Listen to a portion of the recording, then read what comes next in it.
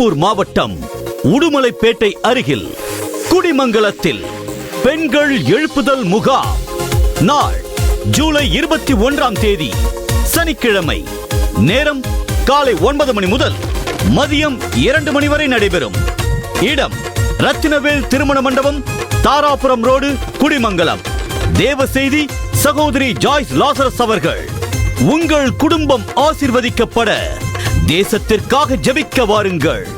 தொடர்புக்கு 9865791401 9976944154.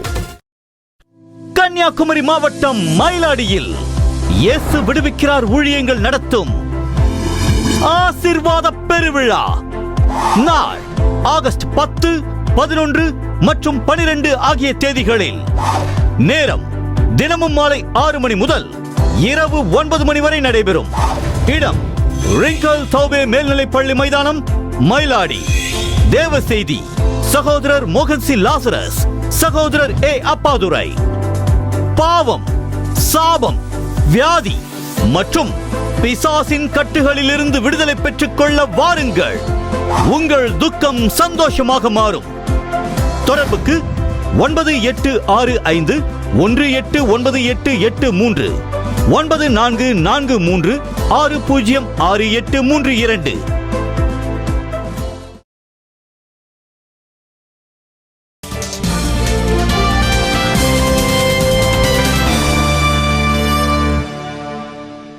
பிரியமானவர்களே, ஜெபிக்கலாம் வாங்க என்ற இந்த நிகழ்ச்சிக்கு உங்களை அன்போடு நான் வரவேற்கிறேன்.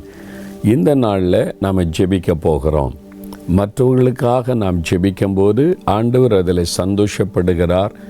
ஆண்டவரை சந்தோஷப்படுத்துகிறவங்களே ஆண்டவர் கட்டாயம் ஆசீர்வதிப்பார். அதனால் இந்த நாளில் எனக்காக ஜெபிக்கணும்னு எதிர்பார்ப்பு இல்லாமல் நான் மற்றவங்களுக்காக ஜெபிக்கணுன்ற உணர்வோடு இணைந்து செயல்படணும். நாம் அப்படி ஜெபிக்கும்போது ஆண்டவர் ஜெபிக்கிற மக்களை சும்மா விடுவதில்லை. யோபு தன் சிநேகிதருக்காக வேண்டுதல் செய்கிற போது அவனுடைய சிறையிருப்பை கர்த்தர் மாற்றினார். அப்போ நம்ம எந்த ஒரு சுயநலமும் இல்லாதபடி நம்ம மற்றவங்களுக்காக பாரம் எடுத்து ஜெபிக்கும்போது நம்ம காரியத்தை கர்த்தர் பார்த்து கொள்ளுவார். அதனால் இப்போது நம்ம சில காரியத்திற்கு இன்றைக்கும் நாம் ஜெபிக்க போகிறோம். முதலாவது, தேயிலை தோட்ட தொழிலாளிகள். நாங்கள் இந்த கடந்த வருஷத்தில் மலைப்பிரதேச மக்களுக்கு சுவிசேஷ அறிவிக்கணும்னு கர்த்தர் வழி நடத்தி தமிழ்நாட்டில் இருக்கிற பல மலை பிரதேசங்களுக்கு சென்று ஊழியங்களை நிறைவேற்றினோம். நிறைய தேயிலை தோட்ட தொழிலாளிகளை சந்திக்க முடிந்தது. அவருடைய பிரச்சனை எல்லாம் ரொம்ப பெருசு. நம்ம அநேகர் அதை உணர்வதில்லை. நம்ம சுடட்டி குடிச்சிட்டு நல்லா இருக்குன்னு சந்தோஷமாக போயிடுறோம். ஆனால் அதற்காக பிரயாசப்படுகிற தொழிலாளிகள், அவங்களை குறித்து சில காரியங்களை இப்போ நீங்கள் பார்த்த பிறகு அவங்களுக்காக நம்ம ஜெபிக்க போகிறோம். பாருங்கள். ஆங்கிலேயர்கள் இந்தியாவில் தமது கால்களை வலுப்படுத்திக் கொண்ட நேரம், பஞ்சம் பிழைக்க பட்டி தொட்டி கிராமங்களிலிருந்து குடும்பம் குடும்பமாக வேறு வழியில்லாமல் பரதேசியாக தேயிலை தோட்டத்தில் அடியெடுத்து வைத்த மக்களின் மத்தியில் நிலவிய வறுமை நிலையை பயன்படுத்தி வஞ்சகமில்லாமல் உழைக்கின்ற இந்தியர்களை ஆங்கிலேயர்கள் அடிமைப்படுத்தினார்கள். இங்கிருக்கும் காடுகளை அழித்துவிட்டு தேயிலை தோட்டத்தை உருவாக்கினார்கள். பணமெத்தையில் படுத்து உருள அப்பாவி மக்களின் இரத்தத்தினை உறிஞ்சி தேயிலை காடுகளை வளர்த்தார்கள். ஆங்கிலேயர் ஆட்சி காலத்தில் இந்தியாவில் தேயிலை தோட்டம் அறிமுகமானது. தேயிலை தோட்ட வேலைக்காக இந்தியாவிலிருந்து தொழிலாளர்களை இலங்கைக்கும் அழைத்து சென்றார்கள். அடர்ந்த காட்டுப் பகுதிகளில் அட்டைகள், விஷப்பூச்சிகள், பாம்புகள் மற்றும் கொடிய மிருகங்களின் தாக்குதலுக்கு இரையானார்கள். இந்த அப்பாவி மனிதர்கள் மருத்துவ வசதி இல்லாமையால் காலரா, மலேரியா போன்ற கொடிய நோய்களால் பாதிக்கப்பட்டார்கள். தேயிலை தோட்டங்கள் சுடுகாடுகளாக மாறியது. இந்தியாவில் அடர்ந்த காடுகள் வெட்டி ஒதுக்கப்பட்டு வீதிகளும் பாதைகளும் அமைத்தார்கள். அதில் தேயிலை செடிகளை நட்டு தேயிலை செடிகளால் மலைகளை மூடி அழகு பார்த்தார்கள். கடும் குளிருக்கும் இடையே இடைவிடாத மழையும் பனியும் மக்களை குளிரில் நடுங்க வைத்தது. ஆளுக்கொரு போர்வை கொடுக்கப்படும், ஆனால் மாற்று போர்வையோ கிடையாது. மழையில் நனைந்து விட்டால் அடுப்பில் சூடு செய்து பயன்படுத்திக் கொள்ள வேண்டும். குளிர், மழை, பனி, உடல் வலி எதற்கும் விடுமுறை என்பது கிடையவே கிடையாது. அதிகாலையில் எழுந்து சாப்பிட்டு விட்டு அவர்கள் கிளம்பிவிட வேண்டும் தங்கள் பணிக்கு. பின்னர் இருட்டிய பிறகே அவர்கள் வீடு திரும்ப வேண்டும். காடுகளில் இரத்த உறிஞ்சிகளான அட்டைப்பூச்சிகளின் தாக்கம் ஒருபுறம், ஆளுமை என்ற பெயரில் 2 கால் இரத்த உறிஞ்சிகளின் கொடூரம் மற்றொரு புறம். மலை சரிவுகளிலும் செங்குத்தான பள்ளத்தாக்குகளிலும் சேகரித்த தேயிலையோடு ஒவ்வொரு நாளும் ஒவ்வொரு நிமிடமும் தங்கள் உயிரை கையில் பிடித்துக்கொண்டே இவர்களின் அன்றாட பணிகள் நடக்கின்றன. பிரியமானவர்களே, இந்தியா முழுவதும் தேயிலை தோட்டத்தில் பணி செய்கிறவர்கள் 2 கோடி பேர் இருக்கிறாங்க. ஒரு பெரும் கூட்டம் மக்கள் தேயிலை தோட்டத்தில் வேலை செய்கிற தொழிலாளிகள். அவனுடைய உயிருக்கு பாதுகாப்பற்ற ஒரு சூழ்நிலை. நாமே அறிந்திருக்கிறோம். மிருகங்களுடைய தாக்குதலினால் மரித்து கொண்டிருக்கிறவர்கள் ஆபத்தான நிலைமையில் தான் அந்த பணியை செய்கிறார்கள். மழை, வெயில், பனி, அதுக்கு மத்தியிலையும் அதிகாலை எழும்பி அவங்க இந்த வேலைக்கு போயிட்டு அவங்க திரும்பி வர்றாங்க. அவங்களுடைய உயிர் பாதுகாக்கப்பட, அவங்களுக்குள்ள ஆபத்துகள் நீங்க நம்ம கருத்தாக ஜெபிக்கணும். அது மாத்திரமல்ல, அந்த மக்கள் நிறைய பேர் வறுமையில் தான் இருக்கிறாங்க. அவ்வளோ கடினமாக வேலை செய்கிறாங்க. காலையிலிருந்து ராத்திரி இரவு மாலை வரைக்கும் பணி செய்கிறாங்க. ஆனால் அவங்களுக்கு கொடுக்கப்படுகிற கூலி போதுமானதாக இருப்பது இல்லை. அதுக்காக எத்தனையோ போராட்டங்களை நடத்தி பார்த்துட்டாங்க. அப்போ எஜமான்களாக இருக்கிறவுடைய கண்களில் தயவு கிடைக்கணும். அவங்களுக்கு நியாயமான கூலி கொடுக்கப்படணும். அவங்களுடைய வாழ்வாதாரமும் உயர்த்தப்படணும். அதற்காக நாம் ஜெபிக்கணும். அவங்க மத்தியில் சுவிசேஷ ஊழியம் நடைபெறணும். அவங்களுக்கு ஆண்டவர் அறிவிக்கப்படணும். அவங்களுக்கு குறித்த பாரத்தோடு ஊழியம் செய்கிற ஆட்களும் எழும்ப வேண்டும். அதற்காக நாம் கருத்தாக ஜெபிக்கணும். அதனால் இப்போ நம்ம ஜெபிக்க போகிறோம். இந்த தேயிலை தோட்ட தொழிலாளிகள் நம்ம கருத்தாக அந்த மக்களுக்காக ஜெபிக்கணும். ஆண்டவர் அவங்களை ஆசீர்வதிக்கவும் பாதுகாக்கவும், வறுமைகள் நீங்கவும், சரியான கூலி கிடைக்கவும், அவங்களுக்கு சுவிசேஷம் அறிவிக்கப்பட்டு ரட்சிப்பின் சந்தோஷத்தை பெற்றுக்கொள்ள நாம் கருத்தாய் ஜெபிக்க வேண்டும். நாம் ஜெபிக்கலாமா? இந்த மாதிரி தேயிலை தோட்ட தொழிலாளிகளை கண்முன்னால் நிறுத்தி கருத்தாக நாம் ஜெபிக்கலாம். தகப்பனே, எங்களுடைய தேசம் எங்கும் இருக்கிற தேயிலை தோட்ட தொழிலாளிகளுக்காக ஜெபிக்கிறோப்பா. 2 கோடிக்கும் அதிகமாக இருக்கிற இந்த தொழிலாளிகள், ஏழை மக்களை நாங்கள் நினைத்து உம்முடைய சமூகத்திலே மன்றாடுகிறோம். அவர்களுக்காகவும் சிலுவையிலே நீர் ரத்தம் சிந்தினீரே. அவங்களுக்குள்ளும் விலையேற பெற்ற ஒரு ஆத்மாய் இருக்கிறதே. அவங்களும் ரட்சிக்கப்பட்டு பரலோக பாக்கியத்தை அடைய வேண்டுமே. அதற்காக அவங்களுக்காக நாங்கள் ஜெபிக்கிறோம் ஆண்டவரே. அவள் எவ்வளவு கஷ்டத்திற்கு மத்தியிலே உயிரை பணிய வைத்து ஒரு பணியை செய்து கொண்டிருக்கிறார்கள். அவளுடைய ஜீவன் பாதுகாக்கப்பட ஜெபிக்கிறோம் ஆண்டவரே. துஷ்ட மிருகங்களுக்கு விலக்கி அவளை பாதுகாத்து கொள்ளும். துஷ்ட விஷ ஜந்துக்களுக்கு விலக்கி அவளை பாதுகாத்து கொள்ளும். அவருடைய ஜீவன் பாதுகாக்கப்பட அவங்க பாதுகாப்பாயிருக்க நாங்கள் கருத்தாக ஜெபிக்கிறோம். அவளுக்கு நியாயமாய் கிடைக்க வேண்டிய கூலி கிடைக்க வேண்டுமே. அந்த ஒரு கஷ்டமான சூழ்நிலையில் அவங்க வேலை செய்கிறார்கள். அதற்கு ஏற்ற கூலி கொடுக்கப்பட ஆண்டவரே, அந்த முதலாளிகளுடைய மனதில் நீர் பேசவும், அவருடைய கண்களிலே தயவு கிடைக்க நாங்கள் ஜெபிக்கிறோம். அந்த ஏழை தொழிலாளிகளுக்கு நியாயமான கூலி கிடைக்க வேண்டும் என்று இடத்திலே மன்றாடுகிறோம். இதை குறித்து நீர் அந்த எஜமான்களோடு பேசும். எஸ்டேட் முதலாளிமார்களோடு கர்த்தர் பேசும். அந்த கம்பெனி ஓனர்களோடு கர்த்தர் பேசும். இந்த ஏழை தொழிலாளிகள் மீது இரக்கம் காட்ட கர்த்தர் உதவி செய்யும். ஒரு மாற்றத்தை உண்டாக்கி அவருடைய உழைப்பிற்கு ஏற்ற நல்ல கூலி கிடைக்கவும், அவருடைய வாழ்வாதாரம் உயர்த்தப்பட நாங்கள் ஜெபிக்கிறோம். அந்த வறுமை மாற வேண்டும் என்று நாங்கள் ஜெபிக்கிறோம். அநேகர் பாவத்திற்கும் சாபத்திற்கும் அடிமைப்பட்டு கிடக்கிறாங்கப்பா. மதுபான பழக்கத்திற்கும் தவறான பழக்கங்களுக்கும் அடிமைப்பட்டு தங்களுடைய வாழ்க்கையை கெடுத்து கொள்ளுகிற அந்த மக்களுடைய விடுதலைக்காக நாங்கள் ஜெபிக்கிறோம். அந்த பாவ பழக்கத்தில் இந்த சாபத்தில் நாங்கள் விடுதலை பெறட்டும். மந்திரவாதங்கள், பில்லிசுனியம் என்கிற தவறான நம்பிக்கைகள், பழக்கங்களுக்குள்ள பலர் அடிமைப்பட்டு கிடக்கிறதை நாங்கள் பார்க்கிறோமே.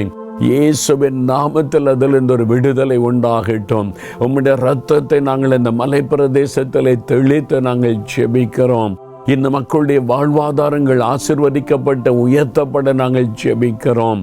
அவர்கள் ரட்சிக்கப்பட வேண்டுமே, உம்மை அறிந்து கொள்ள வேண்டுமே, இந்த மக்களுக்கு சுவிசேஷம் அறிவிக்கப்பட வேண்டுமே, அறுவடைக்கு ஆண்டவர் ஆட்களை அனுப்ப வேண்டும் என்று நாங்கள் ஜெபிக்கிறோம். அறுவடையின் எஜமானனே, இந்த மக்களுக்கு இந்த பாரத்தோடு சுவிசேஷத்தை அறிவிக்க நீர் ஆட்களை எழுப்ப வேண்டும் என்று, அனுப்ப வேண்டும் என்று மன்றாடுகிறோம். அவர்கள் சுவிசேஷம் அறிவிக்கப்பட, ரட்சிக்கப்பட, அந்த குடும்பமெல்லாம் ஆசீர்வதிக்கப்பட நாங்கள் ஜெபிக்கிறோம். இந்த தேயிலை தோட்ட தொழிலாளிகள் குடும்பங்கள் எல்லாம் ஆசீர்வதிக்கப்பட்டு வாழ்ந்திருக்க செய்வீராக. அவர்களுக்கு சம்பளம் கொடுக்கிற முதலாளிகள், அந்த கம்பெனிகளை நீர் ஆசீர்வதியும்.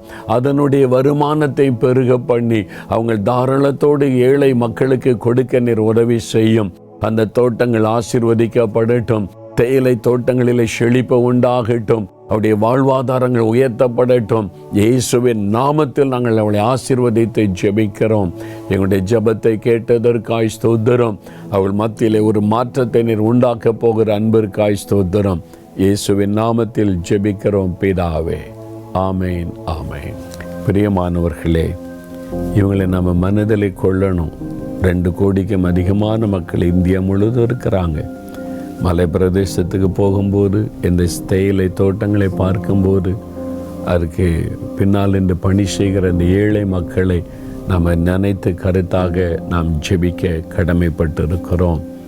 அது மாத்திரமல்ல, நம் தேசத்தில் இன்னொரு இன மக்கள் இருக்கிறாங்க, திருநங்கைகள் என்று அழைக்கப்படுகிறவர்கள்.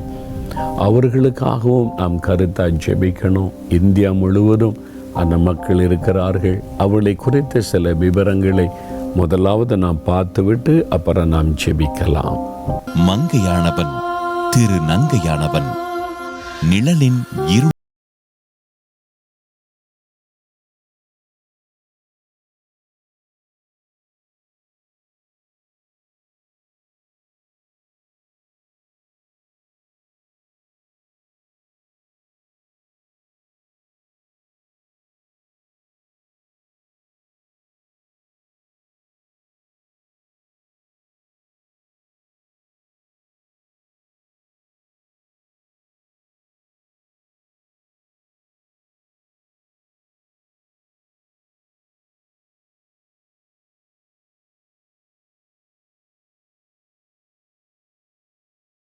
பல காலமாக அலி, அரவாணி போன்ற கடும் சொற்களால் கேலியுடன் அழைக்கப்பட்டு சமூகத்தில் ஆண்களாகவோ அல்லது பெண்களாகவோ வாழ முடியாமல், மிகுந்த மன உளைச்சலுடன் சமூக மதிப்பு எதுவும் இல்லாமல், தனிப்பட்ட சமுதாயமாக எந்த தொழிலும் செய்ய முடியாமல், கேளிக்கை விடுதிகளில் நடனம் மற்றும் பிச்சை எடுப்பது, பாலியல் தொழிலில் கட்டாயப்படுத்தப்பட்டு வாழ்க்கையின் அர்த்தம் தெரியாமல் அவலத்தில் வாழ்ந்து வருகின்றார்கள். இவர்கள் பொதுவாக தமது குடும்ப சூழலை விட்டு விலகி திருநங்கைகள் எனும் குடும்பத்தில் கலந்து விடுகிறார்கள். இந்தியாவில் சுமார் 15 லட்சம் திருநங்கைகள் வாழ்கின்றனர். இறைவன் படைப்பில் திருநங்கையாக பிறந்த இவர்கள் இந்த உலகில் மற்ற மனிதர்களைப் போல இரத்தமும் சதையுமாக உள்ளவர்கள். ஆனால் இவற்றை பலர் பொருட்படுத்தாமல் அவர்களை கேலியும் கிண்டலும் செய்து அவர்களின் மனதினை புண்படுத்தி வருகின்றார்கள். தாயின் வயிற்றிலிருந்து அன்னகர்களாய் பிறந்தவர்களும் உண்டு, மனுஷர்களால் அன்னகர்களாக்கப்பட்டவர்களும் உண்டு, பரலோக ராஜ்யத்து நிமித்தம் தங்களை அன்னகர்களாக்கி கொண்டவர்களும் உண்டு. இதை ஏற்றுக்கொள்ள வல்லவன் ஏற்றுக்கொள்ள கடவன் என்றார். மத்தேயு 19:12. அநேக ஆண்டுகளுக்கு முன்பாக ஒரு சகோதரனை வந்து சந்தித்து, இந்த திருநங்கைகள், அப்பொழுது அவள் அரவாணிகள் என்று அழைக்கப்பட்டார்கள், அப்படிப்பட்ட சில மக்களுக்கு நான் சுவிசேஷம் அறிவித்திருக்கிறேன், அவங்க உங்களை பார்க்க விரும்புகிறார்கள் என்று சொன்னபோது எனக்கு அது புதிதாக இருந்தது. காரணம், அதற்கு முன்னால் அவங்க மத்தியில் நான் ஊழியம் செய்ததில்லை. அவளை என்னை பார்க்க அழைக்கப்பட்ட போது அவங்க வந்து ரொம்ப அன்பாய் பேசினார்கள். அப்பா அப்பா என்று பேசின அந்த வார்த்தை என் இருதயத்தை உடைத்தது. ஒரு அன்புக்காக ஏங்குவதை அவளிடத்திலே பார்க்க முடிந்தது. ஆகவே நான் அவளை நேசிக்க ஆரம்பித்து ஒரு காலத்தில் அவளை பார்த்தால் பயந்து ஒதுங்கினேன். ஆனால் அவளை சந்தித்த பிறகு அவளை நேசிக்க ஆரம்பித்தேன். அவங்களுக்குள்ள ஒரு ஆத்மா இருக்குது, அவங்களுக்காகவும் இயேசு சிலுவையிலே மரித்திருக்கிறார் என்று அவளை நேசித்து ஜெபிக்க ஆரம்பித்தேன். அவங்களுக்கு அன்பு காட்ட ஆரம்பித்தேன். அவளை குறித்து நிறைய காரியத்தை அறிந்து கொள்ள ஆரம்பித்த போது இருதயத்தில் மிகப்பெரிய ஒரு வேதனை. வேதத்தில் அவளை குறித்து என்ன சொல்லப்பட்டிருக்கிறது என்று பார்த்தபோது இயேசு சொன்ன வார்த்தை உங்களுக்கு காண்பிக்கப்பட்டதல்லவா? இயேசுவே அவளை குறித்து சொல்லியிருக்கிறார். அது மாத்திரமல்ல, அப்போஸ்தலர் நடபடிகளில் ஒரு கந்தாகே என்பவளுக்கு மந்திரி என்று எத்தியோப்பிய மந்திரி குறித்து எழுதப்பட்டிருக்கிறது. பிலிப்பு போய் சந்தித்து சுவிசேஷம் அறிவித்து ஞானஸ்தானம் கொடுத்தார் என்பதாய். நமக்கு ஒரு மந்திரி என்பது தான் தெரியும். ஆனால் அவர் ஒரு திருநங்கை என்று ஆங்கில வேதாகமத்தில் அதை தெளிவாக எழுதப்பட்டிருக்கிறது. திருநங்கையாயிருந்த அவரை ஆண்டவர் சந்தித்து ரட்சித்து அவர் மூலமாக தான் எத்தியோப்பியா தேசத்திற்குள்ள சுவிசேஷம் கடந்து சென்றது. இப்படி வேதாகமும் அவளை கனப்படுத்துகிறது, அவளை குறித்து சொல்லி இருக்கிறது. நாம் அவளை நேசிக்க வேண்டும். இந்தியாவில் பாருங்கள், இத்தனை லட்சக்கணக்கான பேர் இருக்கிறாங்க இந்த திருநங்கைகள் என்கிறவர்கள். நாங்கள் அவங்களுக்காக பாரம் எடுத்து ஜெபிக்க ஆரம்பித்தோம். அவங்க சில பிரச்சனைகளை சொல்லி அதற்காக ஜெபிக்க ஆரம்பித்தோம். அவங்க மாதந்தோறும் நடக்கிற திறப்பின் வாசல் ஜெபத்தில் ஒரு கூட்டம் திருநங்கைகள் வந்து பங்கு பெற்று ஜெபிக்க ஆரம்பித்தார்கள். நாம் ஜெபித்த பிறகுதான் திருநங்கைகள் என்கிற பெயர் மாற்றம் அவளுக்கு கொடுக்கப்பட்டது. நாம் ஜெபித்த பிறகுதான் அரசாங்கம் அவர்களுக்கான சில அங்கீகாரங்களை கொடுத்தது. இதெல்லாம் நம்ம ஜெபிக்க ஆரம்பித்த பிறகு உண்டானது. அவங்க வந்து சொன்னாங்க மகிழ்ச்சியோடு, நாங்கள் ஜெபிக்க ஆரம்பித்த பிறகு தான் எங்களுடைய சமுதாயத்தை குறித்த அங்கீகரிப்பு அரசாங்கத்தால் உண்டாயிருக்கிறது. எங்களுடைய பெயர்கள் திருநங்கைகள் என்று மாற்றப்பட்டு ஒரு மதிப்பு மரியாதை உண்டாகிற சூழ்நிலை உண்டாயிருக்கிறது என்று. ஆனால் இன்னும் முழுமையான மாற்றம் வந்துவிடவில்லை. அவர்கள் மத்தியிலையும் படித்து முடித்து வேலைக்கு செல்கிறவர்கள் இருக்கிறாங்க. முக்கியமாக ஒரு திருநங்கை ரட்சிக்கப்பட்டு பைபிள் காலேஜில் போய் படித்து இன்றைக்கு ஆண்டோடைய ஒரு ஊழியக்காரனாக நிற்கிறதை பார்க்க முடிகிறது. இந்த மாற்றமெல்லாம் இப்பொழுது உண்டாகி இருக்கிறது. பிரியமானவர்களே, நாம் அவர்களை நேசிக்க வேண்டும். அவங்களுக்காகவும் இயேசு சிலுவையில் ரத்தம் சிந்தி இருக்கிறார். அவர்களுக்குள்ள ஒரு ஆத்மா இருக்கிறது. அவங்களும் இயேசுவை ஏற்றுக்கொள்ளும்போது அந்த ரட்சிப்பின் சந்தோஷத்தை பெற்று ஆண்டவரை துதிக்கிறார்கள். அப்படிப்பட்டவர்களை நான் சந்தித்திருக்கிறேன். அவர்களுக்கு ஒரு நல்ல ஒரு மாற்று தொழில் வேலைக்கான வாய்ப்பு உண்டாகணும். சமுதாயம் முழுமையாக அவங்கள அங்கீகரிக்க வேண்டும். அவளை புறம்பே தள்ளாதபடி, அற்பமாய் நினைக்காதபடி அவங்கள நேசித்து அவங்கள அங்கீகரித்து கொண்டால் அவர்களும் அந்த தவறான பழக்க வழக்கத்திலிருந்து விடுதலையாகி நல்ல வேலை செய்ய முடியும், சமுதாயத்தில் உயர்த்தப்பட முடியும். அதற்காக நாம் கருத்தாய் அவர்களுக்காக ஜெபிக்க கடமைப்பட்டு இருக்கிறோம். நாம் இப்பொழுது அவர்களுக்காக ஜெபிக்க போகிற முதலாவது, அவர்களுக்குள்ளே காணப்படுகிற அந்த தவறான பாவ பழக்க வழக்கங்களிலிருந்து அவங்க விடுதலை பெறுவதற்கு. ஏன்னா ஒரு கூட்டமாக இருக்கிறாங்க, அவங்க அந்த இதுக்குள்ளே சிக்கி கொள்ளுகிறார்கள். ஏன்னா அவங்கள சமுதாயம் ஏற்றுக்கொள்ளலை, அவங்களும் வாழணும், சாப்பிடணும். அதுக்காக அந்த மாதிரி தவறான காரியத்தில் சிக்கி கொள்ளுகிறாங்க. அதிலிருந்து விடுதலை பெறணும். சமுதாயம் அவங்களை அங்கீகரிக்கணும். அவங்களுடைய வாழ்வாதாரத்திற்கான வேலை வாய்ப்புகள் உண்டாகணும், வசதிகள் உண்டாகணும். அவங்களும் சமுதாயத்தில் எல்லா மக்களைப் போல வாழுவதற்கான ஒரு ஆசீர்வாதம் உண்டாகணும். அதற்காக நம்ம கருத்தாக ஜெபிக்கணும். என்னோடு கூட சேர்ந்து அவங்களுக்காக ஜெபிக்கிறீங்களா? இந்த லட்சக்கணக்கான மக்களை கண் முன்னால் நிறுத்துங்க. இனி அவர்களை ஆங்காங்கே பார்க்கும்போது அவங்களை கண்டு பயப்படாதங்க, வெறுத்து ஒதுக்காதங்க. நீங்கள் அவங்கள்ட்ட பேசி பாருங்கள், ரொம்ப அன்பாக இருப்பாங்க, அன்புக்காக ஏங்குவாங்க. அவங்கள இயேசு நேசிக்கிறார்னு சொல்லுங்கள். அவங்களுக்காக ஜெபம் பண்ணுங்க. அவங்களும் பரலோக ராஜ்யத்திற்கு வரக்கூடியபடியாக இயேசு ரத்தம் சிந்தி இருக்கிறார். நாம் அவங்களுக்காக ஜெபிக்கலாம். தகப்பனே, எங்களுடைய தேசத்தில் இருக்கிற இந்த லட்சக்கணக்கான திருநங்கைகளுக்காக நாங்கள் எல்லாரும் ஒருமனப்பட்டவளாய் ஜெபிக்கிறோம்.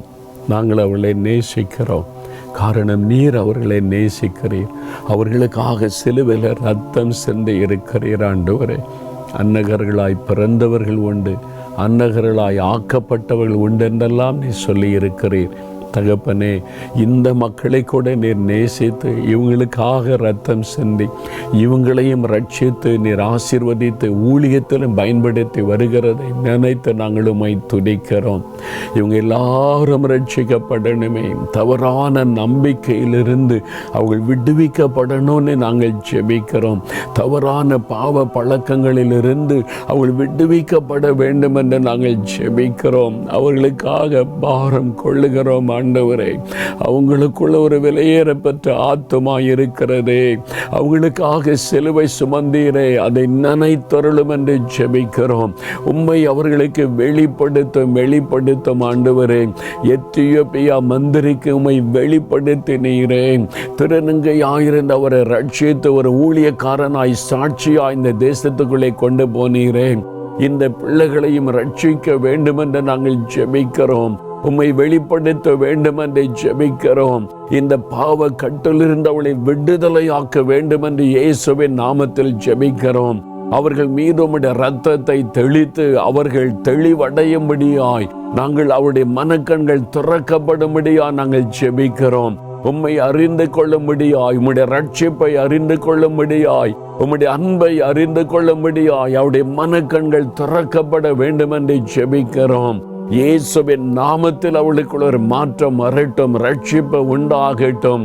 ஆண்டவரே, அவருடைய வாழ்வாதாரத்திற்கு ஒரு வழியை திறக்கணுமே. சமுதாயம் அவளை அங்கீகரிக்க வேண்டுமே. அவளை வெறுக்காதபடி, அவளை புறம்பே தள்ளாதபடி, அவர்களை நேசிக்கவும் அன்பு காட்டவும், அவர்களும் சமுதாயத்தை வாழ்வதற்கான வசதிகள் உண்டாக்கப்படவும் அவர்களுக்காக நாங்கள் ஜெபிக்கிறோம். அவங்க மத்தியில் ஒரு எழுப்புதல் வர வேண்டும் என்று நாங்கள் ஜெபிக்கிறோம். அவர்கள் ரட்சிக்கப்பட்டு உம்முடைய சாட்சிகளாய் எழும்ப வேண்டும் என்று ஜெபிக்கிறோம். இயேசுவின் நாமத்தில் திரு நங்கைகளை நாங்கள் ஆசீர்வதிக்கிறோம். உம்முடைய இரத்தத்துக்குள் ஒப்பு கொடுக்கிறோம். ஆண்டவர் தொடுகிறதற்காக, விடுதலை கொடுக்கிறதற்காக, ஆசீர்வதிக்கிறதற்காக உமக்கு ஸ்தோத்திரம், ஸ்தோத்திரம், ஸ்தோத்திரம். ஒரு மாற்றத்தை நாங்கள் காண்போம் என்று விசுவாசிக்கிறோம். அப்பா, தொடர்ந்து அவர்களை ஆசீர்வதித்து சாட்சிகளாய் மாற்றும். இயேசுவின் நாமத்தில் ஜெபிக்கிறோம் பிதாவே. ஆமென், ஆமென். பிரியமானவர்களே, நாம போகிற இடங்கள்ல, பட்டணங்கள்ல, முக்கியமா நம்ம அந்த டிராஃபிக் உள்ள இடங்களில் அப்படிப்பட்ட சிலரை நீங்கள் பார்க்கக்கூடும். அவங்க சமுதாயத்தில் வாழுவதற்கு, வேலை செய்வதற்கு யார் அங்கீகாரம் கொடுக்காதனால தர்மம் எடுத்து வேறு விதத்தில் தங்களுடைய பிழைப்பை நடத்துகிறார்கள். அதனால் அவங்கள தவறாய் நினைக்காதபடி அவங்களுக்கு அன்பு காட்டுங்க, அவங்கள நேசிங்க, அவங்களுக்கு இயேசு உங்களை நேசிக்கிறார்னு சொல்லுங்க, அவங்களுக்காக ஜெபம் பண்ணுங்க. ஆண்டவர் அவங்களில் பலரை ரட்சித்திருக்கிறார். அவங்க மாதந்தோறும் நம்முடைய திறப்பின் வாசல் ஜெபத்திற்கு ஒரு கூட்டமாய் வந்து ஜெபிக்கிறாங்க. அவங்களும் தேசத்துக்காக ஜெபிக்கிறாங்க. பலருடைய வாழ்க்கையில் இப்போ முன்னேற்றம் வர ஆரம்பித்திருக்கிறது. ஆண்டவர் அவளுக்கு ஒரு நல் வாழ்க்கை கொடுக்க தொடர்ந்து நம்ம ஜெபிக்கணும். நாம் ஜெபிப்போம். உடைய குடும்ப ஜெபம், தனி ஜெபத்திலலாம் இதை மனதில் வைத்து நம் தேசத்தின் ஒவ்வொரு இன மக்களுக்காகவும், ஒவ்வொரு அந்த குரூப் ஆஃப் பீப்புளுக்காகவும் நம்ம தொடர்ந்து ஜெபிக்கணும். பொழுது ஆண்டவர் உங்களை ஆசீர்வதிப்பார். நாம் மற்றவர்களுக்காய் பாரம் எடுத்து ஜெபிக்கும் போது உங்கள் குடும்பம், உங்களுடைய வாழ்க்கை ஆசீர்வதிக்கப்படும். ஒவ்வொரு வாரமும் ஜெபிக்கலாம் வாங்க. இந்த ஜெப நேரத்தில் தவறாமல் பங்கு பெற்று என் கூட சேர்ந்து ஜெபிங்க. நம்ம சேர்ந்து ஜெபிக்கலாம், மாற்றத்தை காண்போம். ஆமென். நாலுமாவடி தேவனுடைய கூடாரத்தில் அற்புத விடுதலை பிரார்த்தனை ஜூலை மாதம் 19ஆம் தேதி காலை 11 மணி முதல் மாலை 3 மணி வரை நடைபெறும். கடன் பிரச்சனையா, கண்ணீரா, வியாதியின் வேதனையா, பிசாசின் போராட்டமா, உங்கள் அத்தனை பிரச்சனைகளுக்கும் ஆண்டவர் இயேசு கிறிஸ்து விடுதலை தருவார். உபவாசத்தோடு வாருங்கள். தொடர்புக்கு 0463220022. கன்னியாகுமரி மாவட்டம் தடிக்காரன் கோணத்தில் இயேசு விடுவிக்கிறார் ஊழியங்கள் நடத்தும் ஆசீர்வாத பெருவிழா நாள் ஆகஸ்ட் 17, 18, 19 ஆகிய தேதிகளில். நேரம் தினமும் மாலை 6 மணி முதல் இரவு 9 மணி வரை நடைபெறும். இடம் திறந்தவெளி மைதானம், தடிக்காரன் கோணம் ஜங்ஷன். தேவ செய்தி சகோதரர் மோகன் சி லாசரஸ், சகோதரர் ஏ அப்பாதுரை. வாழ்க்கையில் நிம்மதி இல்லையா? குணமாக்க முடியாத வியாதியா? பிசாசின் பிடியில் சிக்கி தவிக்கிறீர்களா? உங்களது அனைத்து விதமான பிரச்சனைகளிலிருந்து விடுதலை பெற்றுக்கொள்ள வாருங்கள். உங்கள் துக்கம் சந்தோஷமாக மாறும். தொடர்புக்கு 7598 155503 9865 189883. இயேசு விடுவிக்கிறார் புதிய வெளியீடு. பேர் என்ன? ரஞ்சித். கர்த்தரால் ஆசீர்வதிக்கப்பட்டவர். சோம்பேறி. புத்தம் புதிய திரைப்படம் இப்பொழுது டிவிடி வடிவில். கடவுள் நம்பிக்கை இருந்துச்சுன்னா வேண்டிக்குங்க. இது ஓர் உண்மை சம்பவம்.